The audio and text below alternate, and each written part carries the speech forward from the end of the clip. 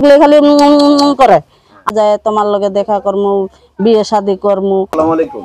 ওয়ালাইকুম সালাম। আসসালামু আলাইকুম। কেমন আছেন? আলহামদুলিল্লাহ ভালো আছে। আপনার নাম ঠিকানা একটু বলেন।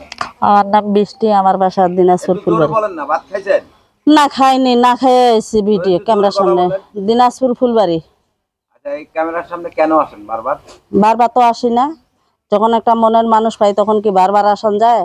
যায় পাশে থাকবে, বিপদে আপদে চালাবে, সারা জীবনের জন্য সিকিউরিটি দিবে, তাহলে কি ক্যামেরার সামনে আসি? কয়বার আসছেন?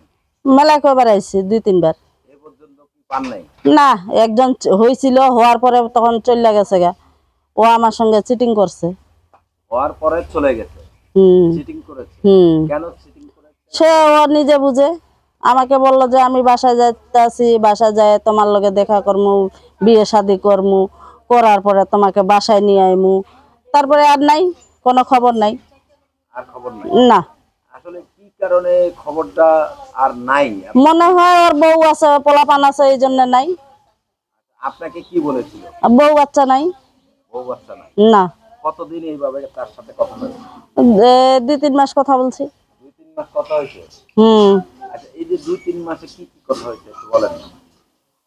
ভালোবাসার কথা হয়েছে। একটা ভালোবাসায় একটা ছেলে মানুষ কি চায়? ভালোবাসাতে চায়, ওই ভালোবাসার কথাটা হয়েছে। শুধু ভালোবাসার কথা? হ্যাঁ, অনেক কিছুই কথাবার্তা হয়েছে। না, আর কিছু হয়নি। আর কেন হবে? বিয়ে তো হয়নি, বিবাহিত ভাবে অবৈধ কাজ কেন করবো? যখন বিয়ে শাদী হবে তো ভিডিও কলে এরকম দেয়? এরম তো দেয়। হ্যাঁ, এরম তো দেয়। আসলেই দেয় তো। আপনার ভিডিও ফোন আছে? ওই যে প্রবাসী গুলা আমার তো আর নাই ওইগুলা। ওই ফোন তো নাই, ওই ফোন তো চাই আমার কাছে। ওইগুলা ফোন তো নাই আমার। যখন বলি যে ওরকম যখন করবেন তো একটা ফোন কিনা দেন, তখন কয় কি ফোন কিনা দেবো, কোথায় এলো না, বাতরা এলো না, আর ফোন কিনা দেবো। আচ্ছা, তো আসলে এই যে ভিডিও কলে যে তো আপনার ভিডিও ফোন নাই না, আমি বিক্রি করে আমার মেয়েকে দিয়ে দিছি বেতন। কেন কেন কেন? আমার মেয়ের বেতন দিতে পারি না, বেতন দিতে হবে না, ঘর ভাড়া দিতে। হ্যাঁ, মন বসে নাই? মন বসেনি। মনের মানুষ যদি মনের ভিতর না বসে, তাহলে কিভাবে ফোন থুবো আমি? তো আসলে এখন কি চাচ্ছেন? এখন একটা চাচ্ছি আমি পাশে একটা ভালো মনের মানুষ আমার পাশে যেন থাকে, আপদে বিপদে আমার সবসময় সহযোগিতা করে, তাকে আমি যেন ভালোবাসা দিতে পারি, সে আমাকে দিতে পারে, ঠেকাবে ঠেকায় আমাকে যেন চালাইতে পারে। আমরা তো এখানে পেটের দায়ে আছি, ওই উপরে আকাশ নিচে মাটি, আমরা শূন্যতে ভাসতেছি।